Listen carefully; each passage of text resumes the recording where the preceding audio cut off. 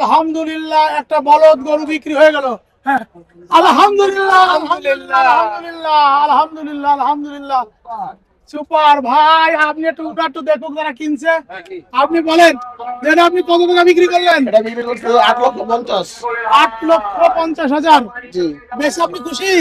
আলহামদুলিল্লাহ। এরকম বলদ আপনি পাইছিলেন কই? এরকম বড় বলদ আমি রাজশাহী থেকে আনছি। এটা আপনার থেকেও বড়। ক্রেতা বিক্রেতা দুজন থেকেই বলদটা বড়। জি, জি, জি। ক্রেতা বিক্রেতা দুজন থেকেই বলদটা বড়। আপনি বলদটা কেন কিনলেন? আসলে কোরবানি দিব, হ্যাঁ? কোরবানি দেওয়ার জন্য আমার স্যার এইটা কোরবানি দেবে সেই জন্য নিয়েছি। কি কি বৈশিষ্ট্য দেখেছেন বলেন? বলদ, জাস্ট একটা বড় বলদ দরকার তাই কেনা হয়েছে। আল্লাহ, দেখুন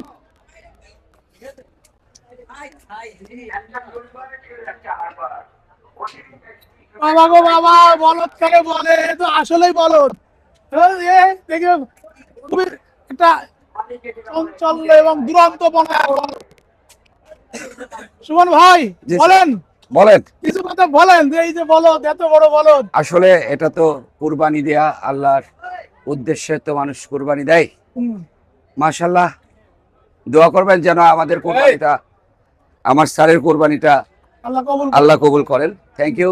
জি দোয়া করবেন বাইজিৎ ভাই। জি আর ভাই। গরুটা সব থেকে বড় গরু নিতে ভালো লাগে তাই। জি, ওরা তো অনেক মানুষের মাথার উপর দিয়ে দেখা যাচ্ছে। এই যে আমার বিক্রেতার মাথার উপর দিয়ে গরু। যারা আসো একটু দেখি ক্রেতা বিক্রেতা দেখি ক্রেতা বিক্রেতা সবার মাথার উপর দিয়ে দেখা যাইতেছে। একটু পিছন সাইডটা দেখে নেন। জি আমি নিয়ে গেলাম। জি, বাইজিৎ ভাই, thank you. Thank you thank you thank you. 8,50,000 8,50,000 টাকার বলদ। 850। 850।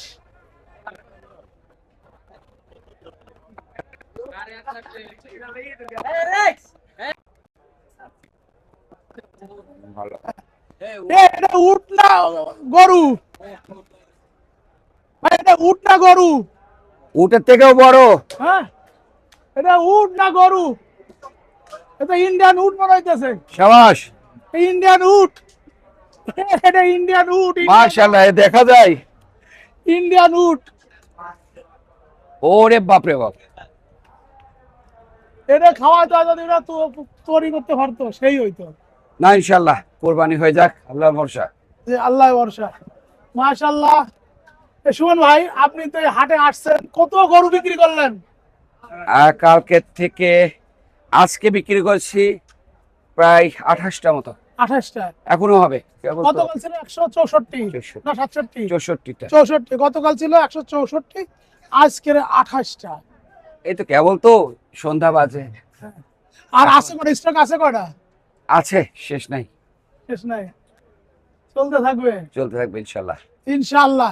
আপনার ম্যাজিকটা কি? এদের বেচতেছেন এত, ম্যাজিকটা কি? সবাই তো ওই যে বসে রয়েছে গালে হাত দিয়ে। আপনার ম্যাজিকটা কি? আপনি কি ম্যাজিক? সবাই গালে হাত দিয়ে বসে রয়েছে, আল্লাহ একটা কাস্টমার দাও, আল্লাহ একটা কাস্টমার দাও। আর আপনি কালকে বেচছেন 164, আজকে 28, এখন তো সন্ধ্যাবেলা। ইনশাআল্লাহ। আমি আসলে ম্যাজিক বলে কিছু নেই। আর সামান্য সততা, ন্যায্য মূল্য যদি আমরা নির্ধারণ করতে পারি, আমার মনে হয় না কোনো কিছুই বিক্রয় অযোগ্য থাকে। না, আরো একটু খুলাসা করে বলেন না, আমরা একটু শিখি। আসলে এই ধরনের এই গরুগুলা আমরা যদি সঠিকভাবে এর ন্যায্য মূল্যটা, সামান্য প্রফিট বা যতটুকু প্রফিট প্রয়োজন ততটুকু নির্ধারণ করে যদি কাস্টমারকে উপস্থাপন করতে পারি, কাস্টমার দূরে সরে যাবে না। ওটা খুব সহজেই এটাকে ব্রেনে গ্রহণ করতে পারে। আমি কি আপনাকে বুঝাইতে পারছি? আমি তো আমাকে বোঝাতে পারছেন, কিন্তু আমার ক্রেতারা বা অনেকে কথার কথা এটা বাংলাদেশের। আপনি 850 দিয়ে কিনেছেন। হ্যাঁ, 850 দিয়ে ওই কিনেছেন। ব্যক্তি আমার কাছে দাম চেয়েছিল মাত্র 9.5 লাখ। হ্যাঁ। আমি ওনাকে প্রথমে 7 লাখ বলেছিলাম, উনি দেয়নি। বাট আমি বুঝতে পারছি এটা 8.5 লাখের জন্য এটা ন্যায্য মূল্য এটা হতে পারে। 8.5 লাখ অফার করি এবং দিয়ে দিই। উনি যদি এটা 50 লাখ বা 40 লাখ বা 30 লাখ হল, তাহলে আমি কখনোই একটাকে কোনো মূল্য তাকে নির্ধারণ করতে মানে পারি কোনোভাবে তার ধারে কাছে যাইতে না। আমি বলতামই না, দাম শুনে চলে আসতে। সম্ভবই না। কত কমাবেন আপনি? যদি কেউ 30 লাখ চায় কত কমাবে? সম্ভব না। তাহলে এই যে যারা হাটে 30 লাখ 40 লাখ 50 লাখ 35 লাখ চাচ্ছে, আসলে আমরা কিন্তু এগুলোর দামটা অনুমান জানি, গত বছর কেমন দামে বিক্রি হয়েছে বা বিভিন্ন খামারে কি দামে বিক্রি করে জানি বুঝি।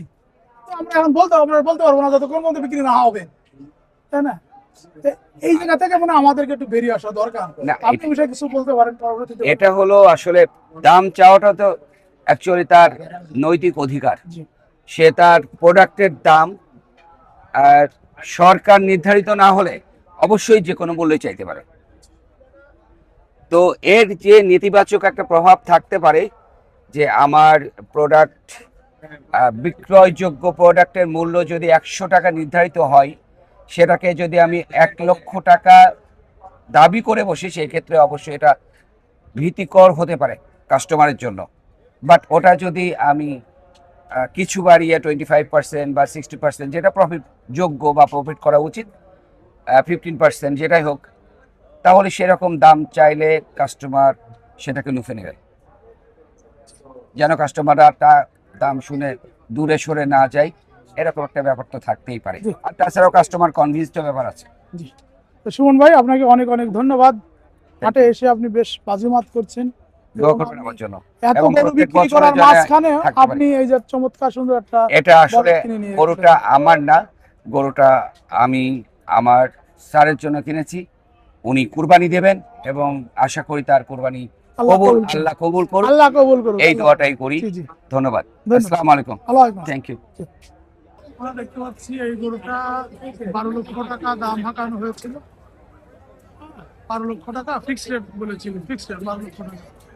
এখন এই গরুটা 10.50 চলে এসেছে, 10.50 চলে এসেছে, 10.50 হলে বিক্রি করবে, 10.50 হলে বিক্রি করবে।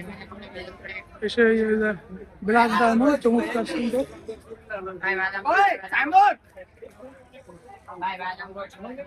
মাশাআল্লাহ, কি চমৎকার সুন্দর একটা গরু। গির ব্রাহ্মা ক্রস, ওয়াও, মাছ হলো গির, সাথে হয়েছে ব্রাহ্মা ক্রস, কি চমৎকার।